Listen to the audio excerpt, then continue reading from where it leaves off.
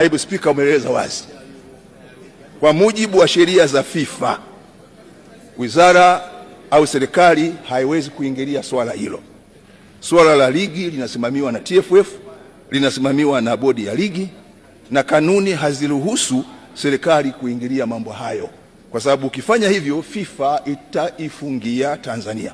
Sasa kwa ndugu yangu Swale na wanasheria wengine, hilo jambo ni sub judice, na kwa sababu ni sub judice siwezi kulisema.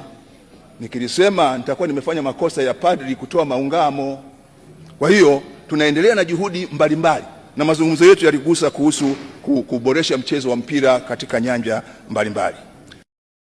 Yes bwana, kama ulivyotoka kusikia hapo, huyo ni Waziri wa Sanaa, Utamaduni na Michezo Profesa Palamagamba Kabudi akijaribu kuelezea mustakabali wa mchezo wa Kariakoo Derby kati ya Simba na Yanga mara baada ya kuulizwa swali bungeni siku ya leo.